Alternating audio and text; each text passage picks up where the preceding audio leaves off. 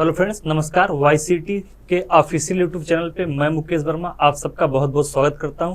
तो फ्रेंड्स, हम लोग पॉलिटी के सारे लेक्चर कंप्लीट करने वाले हैं। उसमें लेक्चर 1 में मैंने आपको भाग 1 संघ एवं उसका राज क्षेत्र कंप्लीट करा दिया था। ठीक है, समझाया था कि किस तरीके से संविधान एक बुक के फॉर्मेट में ही है। जैसे बाकी बुक में लेसन होते हैं वैसे ही संविधान में भाग होते हैं। जैसे बाकी बुक में लेसन 1 में लिखा रहता है परसेंटेज या कुछ और लिखा रहता है, वैसे यहाँ पे संघ एवं उसका राज क्षेत्र होता है। ये सारी चीजें हमने आपको समझाई थी पहले लेक्चर में। ठीक है, आज दूसरे लेक्चर में हम देखेंगे भाग 2 में क्या दिया गया है और उसमें उससे संबंधित अनुच्छेदों में क्या क्या प्रोविजन या प्रावधान किए गए हैं, उन सारी चीजों में चर्चा करेंगे। तो आज हम लोग पढ़ेंगे फ्रेंड्स भाग 2 के बारे में। भाग 2, ठीक है। भाग 2 में क्या दिया गया है भारतीय संविधान में? तो नागरिकता दिया गया है। तो फ्रेंड्स, आज हम सब नागरिकता के बारे में चर्चा करेंगे। ठीक है, तो भाग 2 में हम लोग नागरिकता के बारे में पढ़ेंगे। आप सबको पता है कि संविधान के भाग 2 में नागरिकता के बारे में दिया गया किस अनुच्छेद से किस अनुच्छेद तक में? तो अनुच्छेद 5 से लेके 11 तक में भारतीय नागरिकता के बारे में चर्चा की गई है। ठीक है, तो अनुच्छेद 5 से लेकर 11 तक में भारत की नागरिकता के बारे में चर्चा की गई। कहां पे? भाग 2 में। तो हम लोग आज संविधान का लेसन नंबर 2 पढ़ रहे हैं एक हिसाब से, जिसका नाम है नागरिकता और संबंधित अनुच्छेद है अनुच्छेद 5 से लेकर 11 तक में। नागरिकता क्या है ये जानना जरूरी है और नागरिकता कितने प्रकार के होते हैं। तो फ्रेंड्स देखिए, नागरिकता जो आपकी है, नागरिकता ये 2 प्रकार की होती है। ठीक है, 2 प्रकार की। एक होती है औपचारिक नागरिकता, औपचारिक नागरिकता। ठीक है, और दूसरा क्या होता है? तात्विक, तात्विक नागरिकता। ठीक है, एक नागरिकता आपकी क्या है? औपचारिक नागरिकता, और दूसरी क्या है आपकी? तो तात्विक नागरिकता है। ठीक है, औपचारिक नागरिकता किसको प्रदान की जाती है? तो औपचारिक नागरिकता जो है वो अप्रवासी भारतीयों को प्रदान की जाती है। किसको? अप्रवासी भारतीयों को। ठीक है, अप्रवासी भारतीयों को। और तात्विक नागरिकता किसे प्रदान की जाती है? जो मूल नागरिक हैं भारत के, जो मूल नागरिक हैं उनको क्या प्रदान किया जाएगा? तात्विक नागरिकता। ठीक है, ध्यान से समझिएगा इसको। देखिए, तात्विक नागरिकता किसको दी जा रही है? जो कि मूल नागरिक हैं, जिनको भारतीय संविधान के सारे अधिकार प्राप्त होंगे। ठीक है, जिनको सारे मौलिक अधिकार प्राप्त होते हैं, सारे मौलिक अधिकार प्राप्त होते हैं।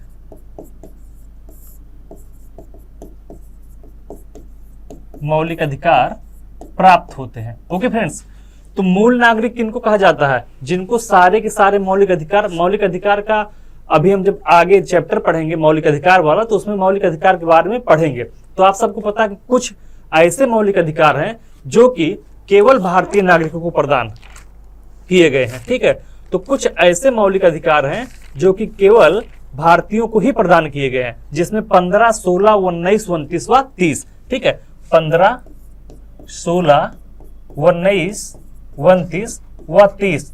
तो ये जो मूल अधिकार हैं आर्टिकल 15 में जो दिया गया है, 16 में दिया गया है, 19 में दिया गया है, 29 में दिया गया है और 30 में दिया गया है। तो 1, 2, 3, 4, 5 टोटल 5 मौलिक अधिकार ऐसे हैं जो कि केवल भारतीय नागरिकों को प्रदान किए गए हैं। ठीक है, विदेशियों को नहीं प्रदान किए गए हैं। तो ऐसे ये जो मौलिक अधिकार हैं वो औपचारिक नागरिकता के अंतर्गत भी नहीं प्रदान किए जाते हैं। ठीक है, तो बेसिकली अंतर समझ में आ गया। तो ये जो औपचारिक नागरिकता है वो हम क्यों प्रदान करते हैं ये जानना जरूरी है। तो फ्रेंड्स, औपचारिक नागरिकता हम व्यापार आदि को बढ़ावा देने के लिए इसको हम लोग देते हैं। ठीक है, व्यापार को बढ़ावा देने के लिए, ताकि हमारे देश में इन्वेस्टमेंट बढ़ाया जा सके। ठीक है, तो व्यापार को बढ़ावा देने के लिए, व्यापार को बढ़ावा देने के लिए हम ये कार्यक्रम चलाते हैं जिसका नाम है औपचारिक नागरिकता। तो नागरिकता कितने प्रकार की होती है? 2 प्रकार की। एक होती है औपचारिक और दूसरी होती है तात्विक नागरिकता। औपचारिक नागरिकता किनको प्रदान किया जाएगा? तो औपचारिक नागरिकता आपकी प्रवासी भारतीयों को प्रदान किया जाता है, अप्रवासी भारतीयों को। ठीक है, जिसके अंतर्गत उनको व्यापार व वाणिज्य में स्वतंत्रता होती है। तो क्यों दिया जाता है? व्यापार को बढ़ावा देने के लिए, ठीक है, जिससे उनको व्यापार वाणिज्य में आसानी होती है, व्यापार व वाणिज्य में आसानी होती है और बार बार वीजा नहीं लेना पड़ता है, ठीक है। तो जो ये अप्रवासी भारतीयों को दिया जाता है, इससे फायदा क्या होता है कि बार बार वीजा के लिए अप्लाई नहीं करना पड़ता है, बार बार वीजा नहीं लेना पड़ता है, जिससे भारत में क्या होगा, इन्वेस्टमेंट बढ़ेगा। जो अप्रवासी भारतीय वो भारत में आके अपने उद्योग धंधे लगाएंगे, व्यापार वाणिज्य को बढ़ावा देंगे। तो इसी के लिए औपचारिक नागरिकता प्रदान की जाती है। जबकि तात्विक नागरिकता के अंतर्गत व्यक्ति को भारत का वास्तविक नागरिक माना जाता है। तात्विक नागरिकता के अंतर्गत व्यक्ति को भारत का मूल नागरिक या वास्तविक नागरिक माना जाता है, जिसको राजनीतिक और सामाजिक सभी अधिकार प्राप्त होते हैं। तो तात्विक नागरिकता जिसको प्रदान किया जाता है उसको राजनीतिक और सामाजिक, राजनीतिक व सामाजिक सारे अधिकार प्राप्त होते हैं, ठीक है। राजनीतिक व सामाजिक सारे अधिकार प्राप्त होते हैं। लेकिन अंतर कभी आपसे पूछे, जो औपचारिक नागरिकता धारण करते हैं उनको राजनीतिक और सामाजिक सारे अधिकार प्राप्त नहीं होते, केवल व्यापार एवं वाणिज्य से सुगमता के लिए ये औपचारिक नागरिकता प्रदान की जाती है, ताकि बार बार वीजा आदि लेना ना पड़े। समझ में आ गया? और जो मूल नागरिक हैं उनको ही केवल अनुच्छेद 15, 16, 19, 29 और 30 के अधिकार प्रदान किए गए हैं। चीजें क्लियर हो गई आपकी? औपचारिक और तात्विक नागरिकता के बारे में चीजें आपकी क्लियर हो गई होंगी, ठीक है। ये जो नागरिकता है यह राज्य का गुण होता है। नागरिकता किसका गुण होता है? ये जो नागरिकता प्रदान की जाती है ये राज्य का गुण होता है, राज्य का गुण होता है, ठीक है, ना कि किसी संस्था का, ना कि किसी संस्था या कंपनी का, ना कि किसी संस्था या कंपनी का, ठीक है। तो कोई कंपनी आपको नागरिक नहीं बना सकती। नागरिक कौन बना सकता है? राज्य। और अमेरिका में सबसे पहले संविधान बना था, ठीक है। लिखित संविधान सबसे पहले कहां बना? अमेरिका में, यूएसए में। तो यूएसए का जो राष्ट्रपति होता है, यूएसए का जो राष्ट्रपति होता है उसे विश्व का प्रथम नागरिक माना जाता है, ठीक है। यूएसए के राष्ट्रपति को विश्व का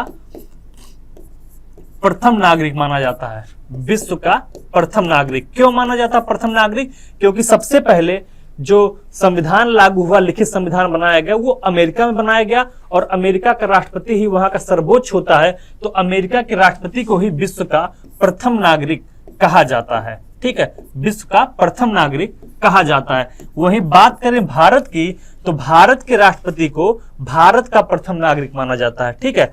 भारत के राष्ट्रपति को, मतलब प्रेसिडेंट को, भारत के राष्ट्रपति को भारत का प्रथम नागरिक माना जाता है, ठीक है। भारत का प्रथम नागरिक माना जाता है, प्रथम नागरिक माना जाता है। क्लियर है चीजें? तो भारत के राष्ट्रपति को भारत का प्रथम नागरिक माना जाता है और अमेरिका के राष्ट्रपति को पूरे विश्व का प्रथम नागरिक माना जाता है। क्यों? क्योंकि सबसे पहले लिखित संविधान वहीं पे बनाया गया और वही सबसे सर्वोच्च पद है वहां का, राष्ट्रपति का। तो इसलिए राष्ट्रपति को पूरे विश्व का प्रथम नागरिक माना गया और भारत के राष्ट्रपति को भारत का प्रथम नागरिक माना जाता है, ठीक है। चीजें क्लियर हो गई? अब बात करें अगर नागरिकता की, तो भारत में एकल नागरिकता का प्रावधान किया गया है। इसका भारत में एकल नागरिकता है। कैसी नागरिकता है?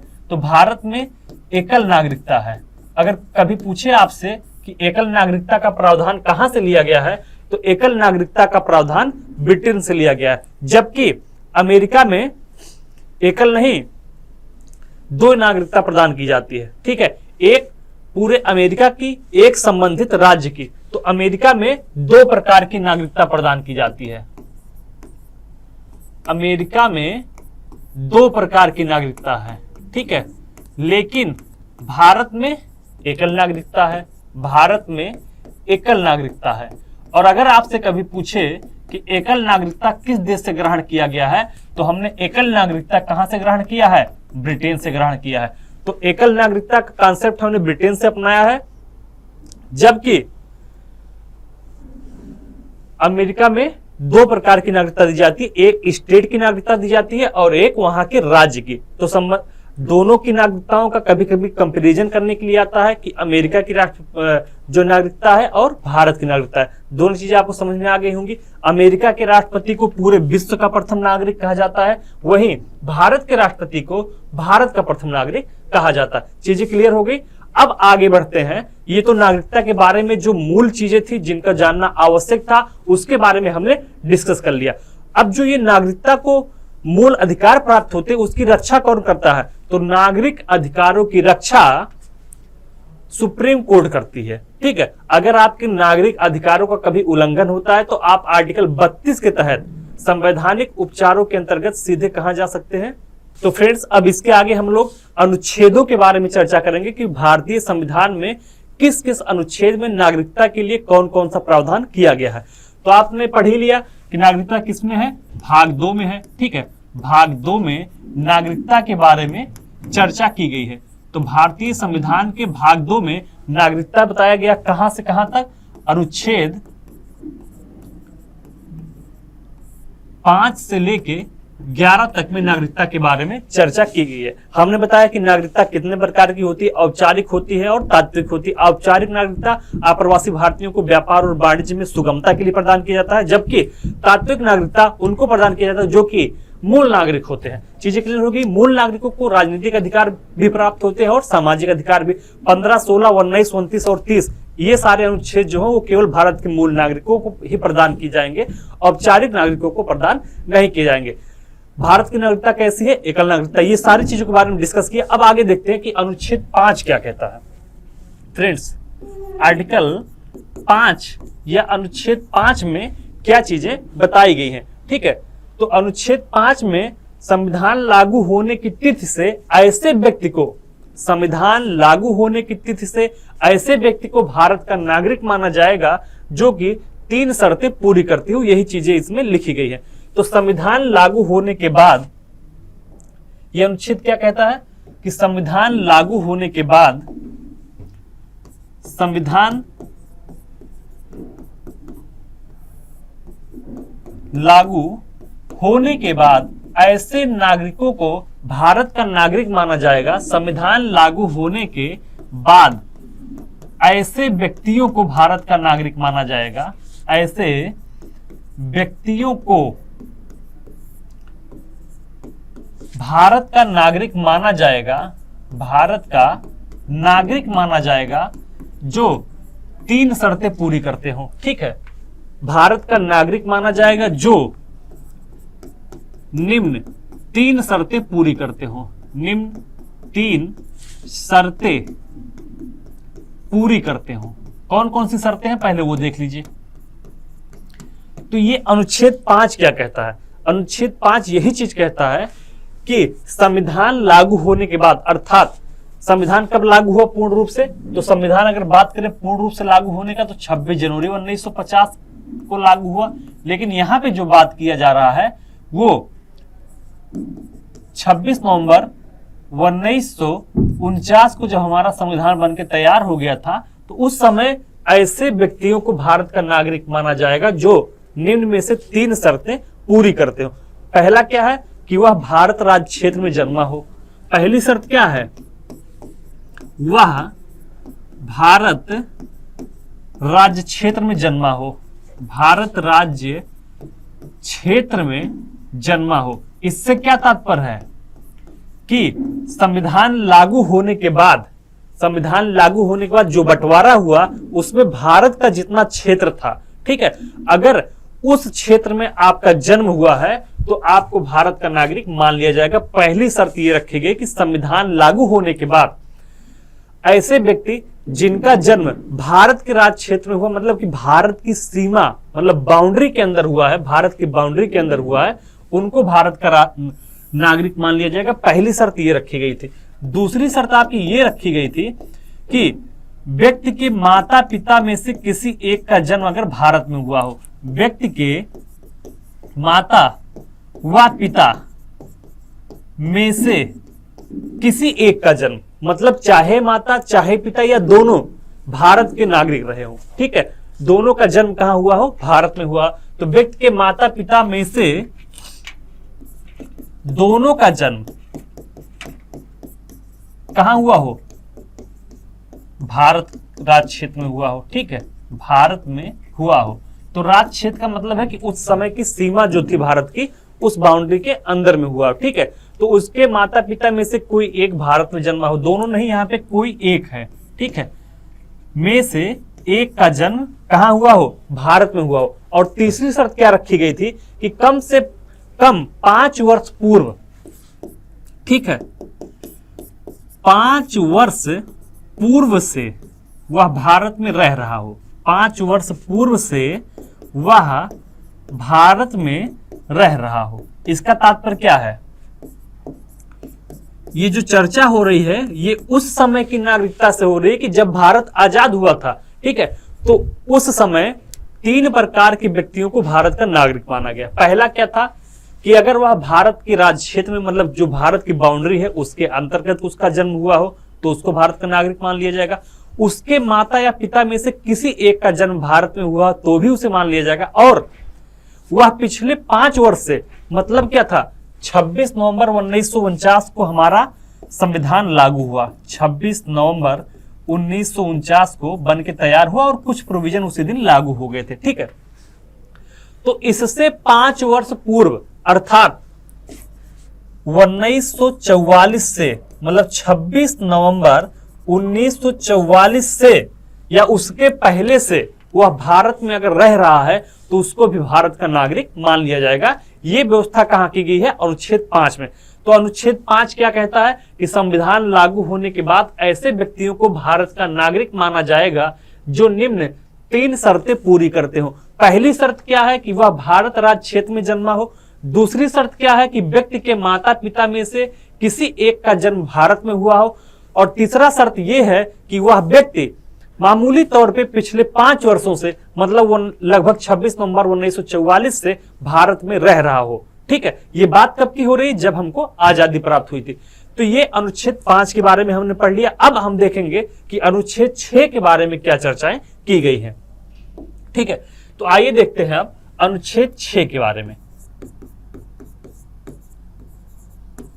अनुच्छेद 6 या इसी को इंग्लिश में कहते हैं आर्टिकल 6, आर्टिकल 6। तो अब हम देखेंगे कि अनुच्छेद 6 में क्या प्रोविजन किया गया है। तो अनुच्छेद 6 में पाकिस्तान से भारत आने वाले ऐसे व्यक्ति को भारत का नागरिक माना जाएगा जो निम्नलिखित 2 शर्तें पूरा करता हो। तो इसमें क्या व्यवस्था की गई है कि पाकिस्तान से भारत आने वाले, पाकिस्तान से भारत आने वाले ऐसे व्यक्तियों को, ऐसे व्यक्तियों को, ठीक है। 5 में हमने क्या पढ़ा कि संविधान लागू होने से ऐसे व्यक्तियों को भारत का नागरिक माना जाएगा जो 3 प्रकार की शर्तें पूरी करती हो। अब हम लोग क्या पढ़ेंगे, अनुच्छेद 6 में पाकिस्तान से भारत आने वाले ऐसे व्यक्ति को भारत का नागरिक माना जाएगा जो निम्नलिखित 2 शर्तें पूरी करते हो। भारत आने वाले ऐसे व्यक्तियों को भारत का नागरिक माना जाएगा, ठीक है, भारत का नागरिक माना जाएगा जो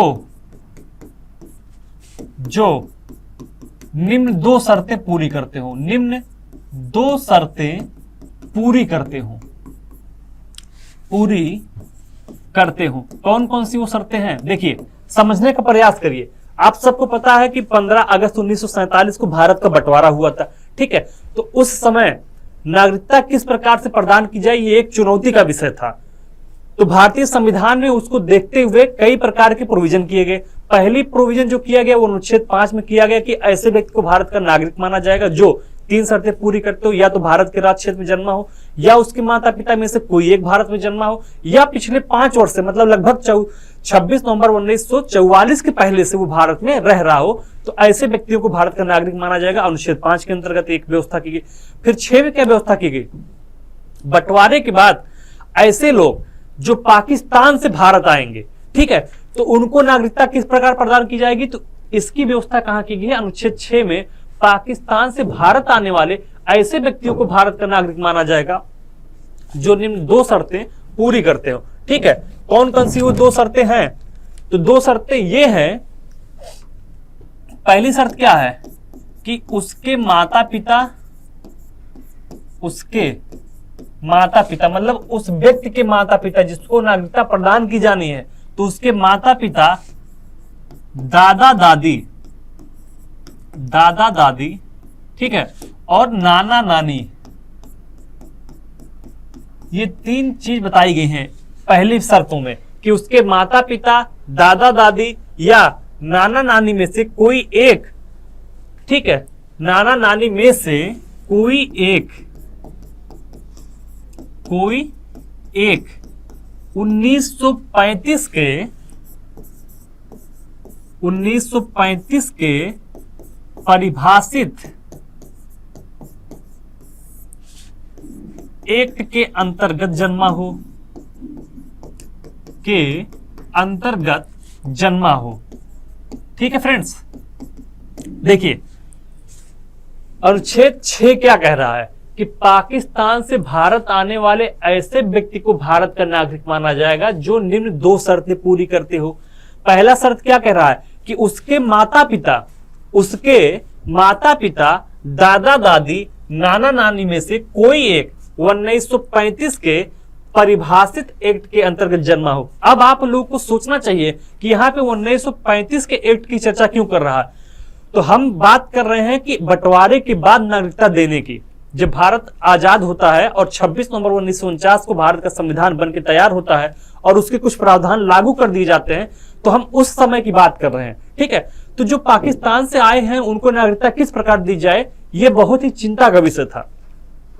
तो उसके लिए 1935 के एक्ट का सहारा लिया गया, क्योंकि 1935 का जब एक्ट आया था तो भारत और पाकिस्तान एक ही देश हुआ करते थे, बंटवारा नहीं हुआ था, तो उसको आधार बनाया गया। इसलिए 1935 के एक्ट को आधार बनाया गया, क्योंकि उस समय दोनों देश एक ही थे। तो उस समय अगर कोई व्यक्ति किसी व्यक्ति के माता पिता, दादा दादी या नाना नानी में से कोई एक 1935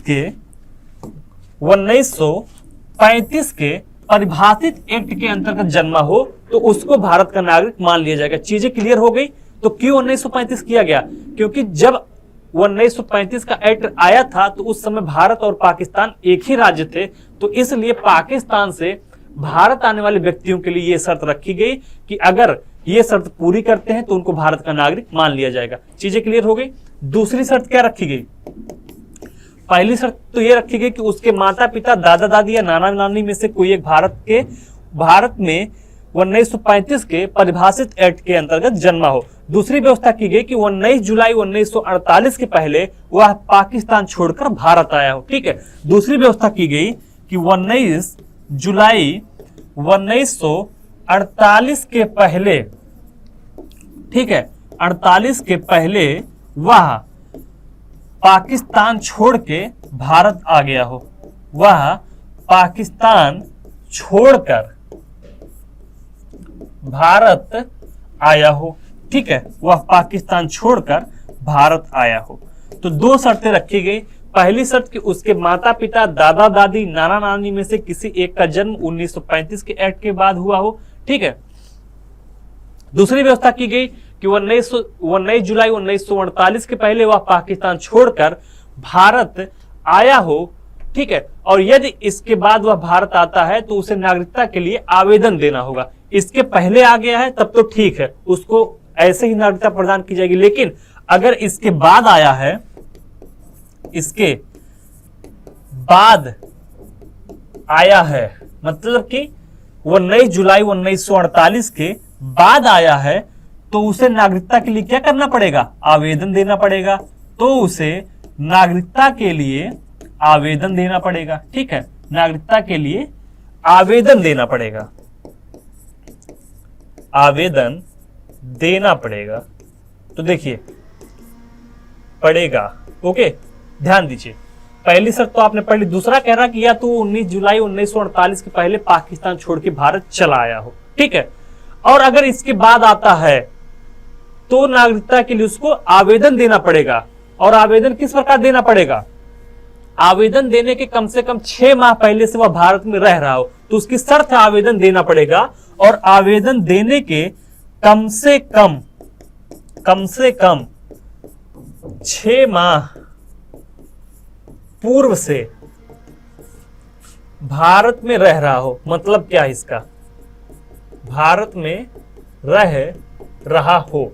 अब समझने का प्रयास करिए कि इसका मतलब क्या है।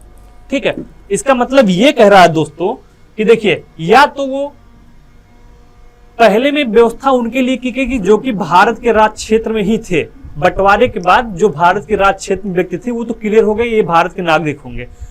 3 शर्तें वहां रखी गई कि या तो उसका जन्म भारत में हुआ हो, व्यक्ति का भारत राज्य सीमा के अंतर्गत हुआ हो, या उसके माता पिता में से किसी एक का जन्म हुआ हो, या वह पिछले 5 वर्ष से भारत में रह रहा हो। मतलब क्या है पिछले 5 वर्ष कि 26 नवंबर 1949 को संविधान बन के लागू हुआ था, तो वह व्यक्ति 26 नवंबर 1944 के पहले से भारत में अगर रह रहा तो स्वतः नागरिक मान लिया गया।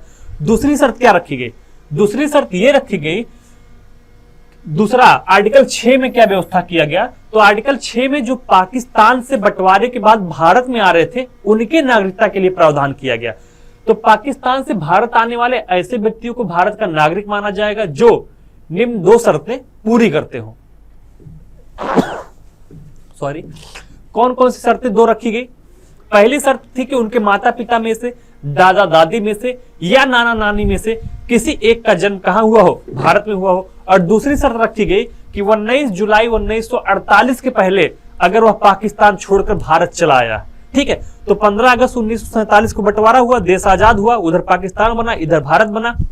उसके लगभग 1 साल बाद तक, मतलब 19 जुलाई 1948 के पहले अगर वो पाकिस्तान छोड़ के अपना बुरिया बिस्तर समेट के वहां भारत आ गया, वहां क्या करता, भूखे नंगू देश में, तो वहां से वो भारत आ गया पाकिस्तान छोड़ के। ठीक है, तो उसको भारत का नागरिक मान लिया गया। लेकिन मान लीजिए उनका दिमाग कुछ दिन बाद खुला, पहले भूत सवार हुआ था कि हम पाकिस्तान में रहेंगे, पाकिस्तान में रहेंगे। ठीक है, फिर वहां का हाल देखे, चाहे वो मुसलमान थे या किसी और धर्म के थे, तो उनका आंख खुला, नहीं भैया पाकिस्तान से बेटर अपना भारत है। तो अगर उनका दिमाग 19 जुलाई 1948 के बाद खुलता है, मान लीजिए कि 19 जुलाई 1948 के बाद वो सोचता कि अब मुझको भारत चलना है, उसको अचानक से ब्रह्म ज्ञान की प्राप्ति होती कि भैया अब पाकिस्तान में नहीं रह सकता है, अब चलते हैं भारत, क्योंकि भारत ही अच्छा है, सारे जहां से अच्छा हिंदुस्तान हमारा है। ठीक है, तो उनकी आंख खुलती है, मान लीजिए आंख खुली। अब कब खुली, 19 जुलाई 1948 के बाद। तो संविधान में तो प्रोविजन ये कर दिया गया कि 19 जुलाई 1948 के पहले अगर आए तो आपको नागरिकता दी जाएगी। लेकिन अगर उनकी आंख 1948 के बाद खुलती है, 19 जुलाई 1948 के बाद, तो उनके लिए भैया व्यवस्था ये की गई कि प्रभु पहले आप आइए और 6 महीने यहाँ रहिए, यहाँ के इन्वायरमेंट से अपना कंपेरिजन करिए कि आप यहाँ रह पा रहे हैं यहाँ की परिस्थितियों में कि नहीं रह पा रहे हैं। रह के देख लीजिए 6 महीना, और हमको भी विश्वास हो जाए कि भैया आप पाकिस्तान में नहीं रहोगे, यहाँ विस्फोट नहीं करने लगोगे, यहाँ आतंकवादी गतिविधियां नहीं चालू करने लगोगे। तो 6 महीना हम आपको जांचेंगे, परखेंगे कि हाँ आप 6 महीना से यहाँ रह रहे हैं। तब आप जब 6 महीना रह चुकेंगे, तब अब आप क्या करेंगे, आवेदन करेंगे, और आप आवेदन करेंगे तो हम आपको आपकी नागरिकता प्रदान करेंगे। तो अनुच्छेद 6 में इस प्रकार नागरिकता की चर्चा की गई। जो पाकिस्तान छोड़कर भारत आएंगे उनकी नागरिकता की चर्चा की गई। ठीक है, अब बात करेंगे इसके आगे अनुच्छेद 7 की। ठीक है, अब बात करेंगे किसकी, अनुच्छेद 7 की। तो आइए देखते हैं कि अनुच्छेद 7 क्या कहता है। अनुच्छेद 7 क्या कहता है, इसी को इंग्लिश में क्या कहेंगे भैया, इसी को इंग्लिश में कहेंगे आर्टिकल 7। ठीक है, अंग्रेजों वाली भाषा भी जान लीजिए, लॉर्ड मैकाले भी बनना है हम लोग को। देखिए आर्टिकल 7 में क्या कहा गया है। आर्टिकल 7 में व्यवस्था की गई है कि 1 मार्च 1947 के बाद यदि कोई व्यक्ति भारत छोड़कर पाकिस्तान जाता है, मतलब इसमें कहा गया है कि 1 मार्च 1947, इसको हाईलाइट कर दें भैया क्योंकि इंपॉर्टेंट है, पूछा जा सकता है। तो 1 मार्च 1947, ठीक है, 1 मार्च 1947 के बाद यदि कोई व्यक्ति भारत छोड़कर, ठीक है, 1 मार्च 1947 के बाद यदि कोई व्यक्ति भारत छोड़कर कहां चला जाता है, भारत छोड़कर पाकिस्तान चला जाता है। ठीक है, पाकिस्तान चला जाता है, उनका मन कह रहा था भैया कि हम पाकिस्तान चले जाएंगे, तो वो 1 मार्च 1947 के बाद यदि कोई व्यक्ति भारत छोड़कर पाकिस्तान चला जाता है, ठीक है, तो वह भारत का नागरिक नहीं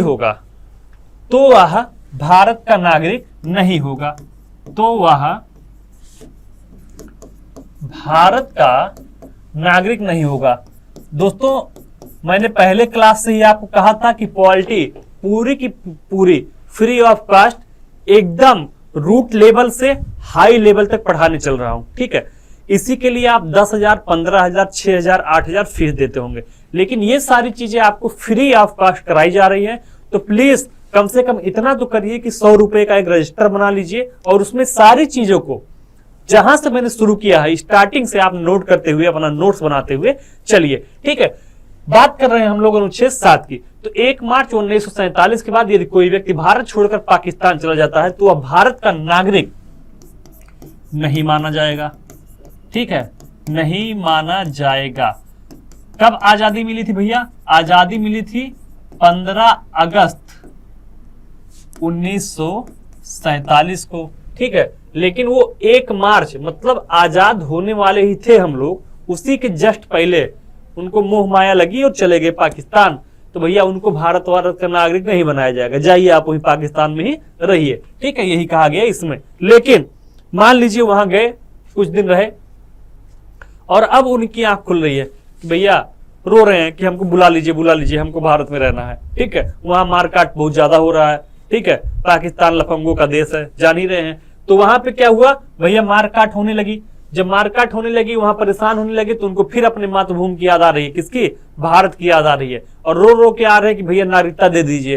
तो संविधान बनाने वालों ने उनपे भी तरस खाया और उनकी नागरिकता की भी व्यवस्था कर दी, आइए भैया आपका भी कुछ इंतजाम करते हैं। तो उनके लिए क्या व्यवस्था की गई? उनके लिए व्यवस्था की गई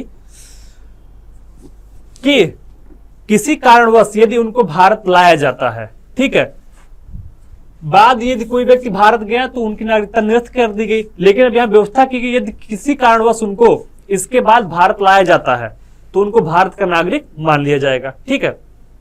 किसी कारणवश अगर भारत लाया जाता है तो भारत का नागरिक मान लिया जाएगा। क्लियर कर दिया गया। पहले तो इनके लिए सख्ती दिखाई गई, लेकिन बाद में यहां व्यवस्था की गई। इसके बाद यदि किसी कारणवश भारत लाया जाता है तो उनको भारत का नागरिक पंजीकृत किया जा सकता है, ठीक है। उनको भारत का नागरिक पंजीकृत किया जा सकता है। यह व्यवस्था की गई कहां पे? अनुच्छेद 7 में। अब बात करेंगे अनुच्छेद 8 की कि अनुच्छेद 8 क्या कहता है, ठीक है। तो आइए देखते हैं अब अनुच्छेद 8 क्या कह रहा है।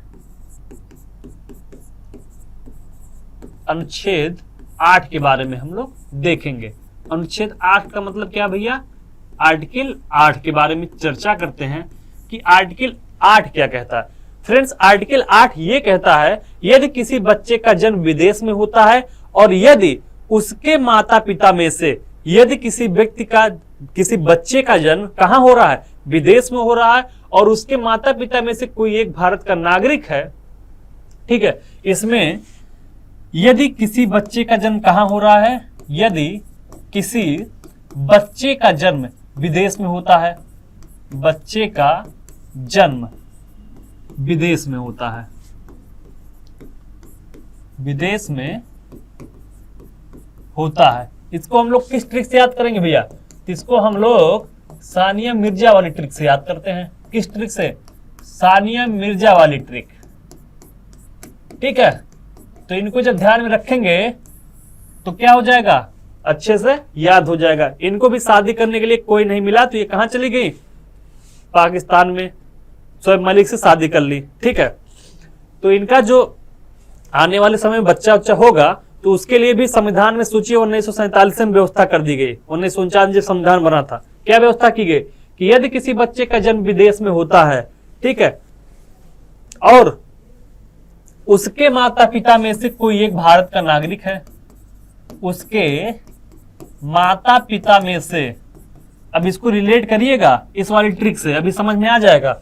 उसके माता पिता में से कोई एक भारत का नागरिक है। ठीक है, तो भैया मान लीजिए किसी बच्चे का जन्म, मतलब सानिया मिर्जा के बच्चे का जन्म कहाँ होता है? विदेश में होता है। विदेश मतलब अपने देश के अलावा किसी और देश में होता है। ठीक है, शादी करके चले गए हैं पाकिस्तान और उनके बच्चे का जन्म हो रहा है पाकिस्तान में, और वो चाह रही हैं कि नागरिकता हमको कहाँ की लेनी है? अपने बच्चे की, भारत की नागरिकता वो दिलाना चाहती हैं। ठीक है, तो उनके माता पिता में से कोई एक भारत का नागरिक हो तो अपनी नागरिकता तो छोड़ी नहीं है। सानिया मिर्जा है कहाँ की नागरिक? भारत की नागरिक है। और शोएब मलिक कहाँ के नागरिक हैं? पाकिस्तान के।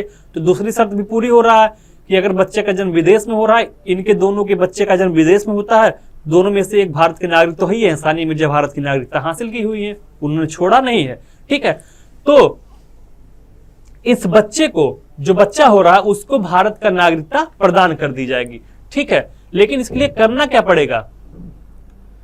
इसके लिए विदेश स्थित, ठीक है, इसके लिए विदेश स्थित भारतीय दूतावास में आवेदन देना होगा। भारतीय दूतावास में आवेदन देना होगा।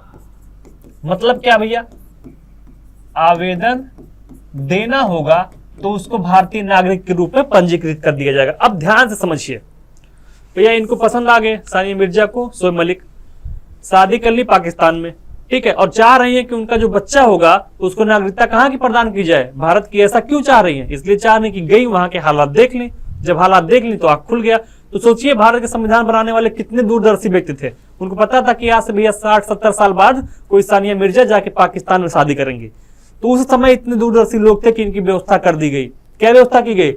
कि अगर इनके बच्चे का जन्म विदेश में होता, मतलब पाकिस्तान में होता है, और उनके माता पिता में से कोई एक भारत का नागरिक है, मतलब कि सानिया मिर्जा भारत की नागरिक है, आप सबको पता है, और विदेश स्थित भारतीय दूतावास में वो आवेदन दे देती हैं कि हमारे बच्चे को पाकिस्तान नहीं बल्कि भारतीय नागरिक के रूप में पंजीकृत किया जाए, तो उनके लिए भी व्यवस्था की गई है, उस बच्चे को भारतीय नागरिकता प्रदान कर दी जाएगी। समझ में आ गया कि अनुच्छेद 8 में क्या व्यवस्था की गई है? क्लियर है चीजें? तो ये बेसिकली इसीलिए व्यवस्था की गई थी कि अगर भविष्य में ऐसा कुछ होता है तो उसके लिए भी भारतीय संविधान में व्यवस्था कर दी गई थी। तो सानिया मिर्जा वाली ट्रिक्स अनुच्छेद 8 भी आपको समझ में आ गया होगा। ठीक है, अब बात करेंगे अनुच्छेद 9 क्या कहता है। फ्रेंड्स देखिए, अनुच्छेद 9 क्या कहता है? अनुच्छेद 9 क्या कहता है कि यदि कोई व्यक्ति अपनी स्वेच्छा से विदेशी नागरिकता ग्रहण करता है तो वह भारत का नागरिक नहीं रह जाएगा, ऑटोमेटिकली उनकी नागरिकता समाप्त कर दी जाएगी। कनाडा कुमार है ना, कनाडा कुमार। देखिए 9 में क्या कहा गया है फ्रेंड्स? 9 कहता है कि यदि कोई व्यक्ति अपनी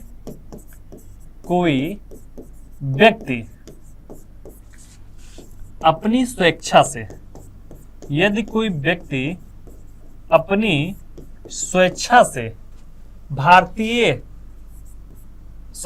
विदेशी नागरिकता ग्रहण करता है। ठीक है, अब मान लीजिए सानिया मिर्जा विदेशी नागरिकता ग्रहण कर लेती, पाकिस्तान की नागरिक बन जाती, तो उनकी जो नागरिकता है वह स्वतः समाप्त हो जाती, और जब उनकी नागरिकता स्वतः समाप्त हो जाती तो उनके होने वाले बच्चे को क्या यहाँ का नागरिक बनाया जा सकता था? तब नहीं बनाया जा सकता था। तो सानिया मिर्जा थी चालाक, उन्होंने अपनी नागरिकता छोड़ी ही नहीं, और नागरिकता नहीं छोड़ी इसलिए कि गई कहीं पहले जाएं, घूम टहल के देख ले पाकिस्तान में भैया कैसा इन्वायरमेंट है रहने के लिए। तो जब वहां रह के देखी तो समझ में नहीं आया, जान गई पाकिस्तान कैसा है, तो अपने बच्चे को भारतीय नागरिकता दिलाने के लिए उन्होंने अपनी विदेशी नागरिकता ग्रहण ही नहीं की थी। अगर ग्रहण कर लेती तो माता पिता में से कोई भारत का नागरिक ना रहता। शोएब मलिक तो ऑलरेडी पाकिस्तान के नागरिक है, और सानिया मिर्जा भी अगर पाकिस्तान की नागरिक हो जाती तो उनके होने वाले बच्चे को भगवान भी भारत की नागरिकता ना दिलवा पाते। सोचिए, तो माइंडेड है सब। संविधान की आप खूबसूरती समझिए कि कितना दूरदर्शी सोच वाला संविधान बनाया गया था। ठीक है, यदि कोई व्यक्ति अपनी स्वेच्छा से विदेशी नागरिकता ग्रहण कर लेता है तो उसकी भारतीय नागरिकता स्वतः समाप्त हो जाएगी, उसके लिए कोई आवेदन देने की जरूरत नहीं है।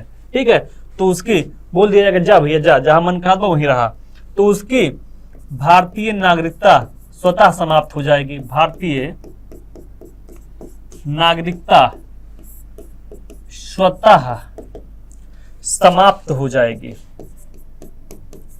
स्वतः समाप्त हो जाएगी। क्लियर है चीजें?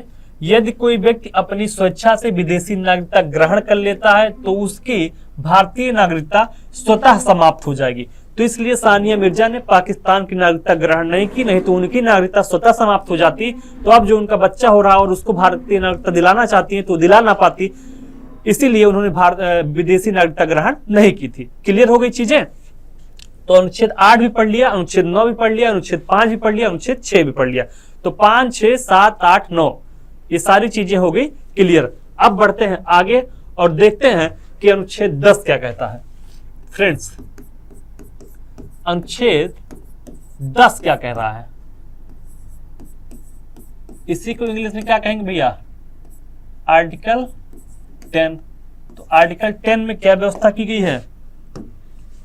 देखिए, अनुच्छेद 10 आपका कहता है ये नागरिकता के अधिकारों की, नागरिकता अधिकार की निरंतरता की बात करता है। ठीक है, तो नागरिकता के अधिकार की निरंतरता,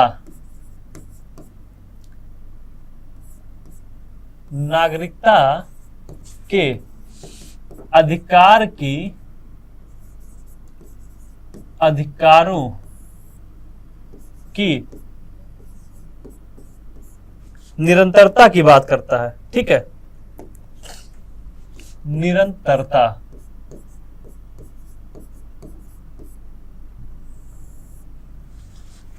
अनुच्छेद 10 जो है वो नागरिकता के अधिकारों की निरंतरता की बात करता है कि इसके बाद जो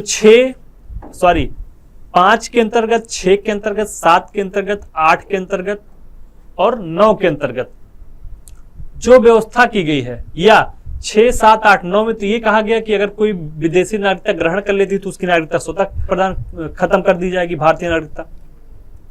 लेकिन जो लोग नागरिक बना दिए गए तो अनुच्छेद 10 यही कहता है कि कोई भी विधि बने, कुछ भी हो, उनकी नागरिकता स्वतः ऐसे ही जारी रहेगी और जो बनने वाली विधियां उसके अधीन होंगी। मतलब क्या है कि जो व्यक्ति भारत में रह रहे हैं और यहाँ के नागरिक बन गए हैं और कहीं भी विदेशी नागरिकता ग्रहण नहीं कर रहे हैं तो उनकी नागरिकता आप समाप्त नहीं करेंगे। आने वाले समय में अगर कोई विधियां बनती है, जैसे नागरिकता संशोधन अधिनियम आया था 1955 में, ठीक है, अभी आपका 2019 में है, तो उसमें नागरिकता हटाने की बात नहीं की गई, नागरिकता देने की बात की गई है। 6 अफगानिस्तान, पाकिस्तान और बांग्लादेश से आने वाले जो 6 अलग अलग धर्म हैं मुस्लिम छोड़ के, उनको नागरिकता देने की बात की गई थी। ठीक है, उसमें हिंदू थे, बौद्ध थे, जैन थे, पारसी थे, ईसाई थे, तो उनको नागरिकता देने की बात की गई, ना कि हटाने की बात। तो अनुच्छेद 10 यही कहता है कि जिनको नागरिकता एक बार दी जा चुकी है उनकी नागरिकता कंटिन्यू रहेगी, अगर वो खुद से नहीं छोड़ते हैं या किसी विदेशी की नागरिकता धारण नहीं करते। ठीक है, तो ये अनुच्छेद 10 कहता है। अब देखते हैं कि अनुच्छेद 11 क्या कह रहा है। फ्रेंड्स, अनुच्छेद 11 क्या कहता है? अनुच्छेद 11 यह कहता है कि संसद द्वारा नागरिकता के अधिकार का विधि द्वारा विनियमन किया जा सकता है। ठीक है, संसद